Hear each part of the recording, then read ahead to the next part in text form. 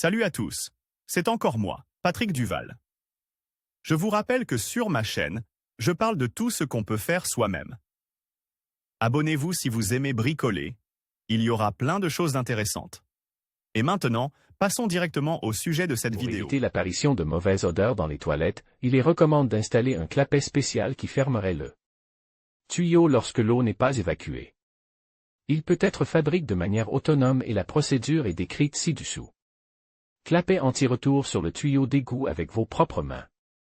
Un morceau de papier pour envelopper le tuyau et y placer 1 mètre à l'endroit où les pièces s'emboîtent l'une dans l'autre.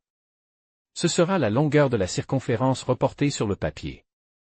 Il faut ensuite plier la feuille en deux et laisser des marques sur le tuyau, deux opposées, sur les bords de la feuille et à l'endroit du coude. Ensuite, il faut mesurer le diamètre du tuyau et le reporter sur les deux marques le long du tuyau. Pour obtenir une ligne régulière, il est préférable d'utiliser un angle. Lorsque les lignes sont prêtes, à partir de leur point inférieur à gauche et à droite, vous devez reporter 1 centimètre et tracer une ligne droite similaire à la première. Ce seront les lignes de coupe. Utilisez ensuite une feuille de papier comme gabarit et reliez les coins des lignes obtenues à la marque du côté oppose. La feuille aidera à tracer une ligne lisse, qui servira également de repérer pour la découpe. Avec un bolgare, vous devez couper le bord du tuyau le long de la ligne courbe dans les deux sens. Une fois les lignes droites atteintes, il est nécessaire de couper non pas le long de la ligne centrale, mais le long de 2 lignes parallèles. La coupe doit être aussi régulière et précise que possible.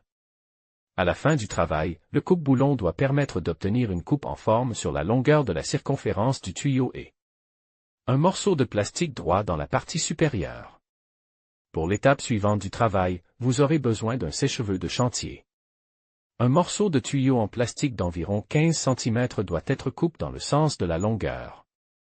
Avec le sèche-cheveux, vous devez chauffer la partie saillante de la bande de plastique sur la grande pisse. Elle doit être chauffée à la base et, une fois ramollie, elle doit être pliée dans la direction opposée, avec le même angle que la coupe générale du tuyau. Il est nécessaire que la ligne de l'angle coïncide avec la coupe sur le moule et avec la partie pliée du plastique. L'ébauche coupée dans le sens de la longueur doit être chauffée de manière à ce qu'elle se présente sous la forme d'une plaque plane. Pour ce faire, vous pouvez utiliser un panneau d'aggloméré ou une autre toile solide. Pour la refroidir plus rapidement, vous pouvez l'essuyer avec un chiffon humide. Pour rendre la ligne de coupe de la grande billette plate, vous pouvez la frotter sur du béton ou de l'asphalte, toutes les irrégularités seront gommées et le bord sera plat. À partir de la billette nivelée, vous devez découper une partie correspondant à la taille de la coupe sur le grand tuyau. Pour ce faire, vous pouvez tracer le bord du tuyau coupe à l'aide d'un marqueur. Sur le marquage obtenu, vous devez réserver 1 centimètre de chaque côté de la partie de la queue encerclée. Il est nécessaire de réaliser les bords de manière à ce que des deux côtés il y ait des tiges de valve, et au centre, la partie courbée du tuyau. Les tiges doivent être pliées de manière à ce que celle du centre soit pliée vers l'avant et que les côtes soient pliées vers l'arrière. Un support métallique peut être utilisé pour assembler ces pièces en une seule vanne. Elle doit être placée entre les tiges. Pour rendre le plastique plus facile à plier, il faut le chauffer à l'aide d'un sèche-cheveux de chantier. Pour installer la vanne sur un tuyau de plus grand diamètre, vous pouvez chauffer l'arrière du tuyau en plastique à l'aide d'un sèche-cheveux et le façonner avec un tuyau du diamètre requis.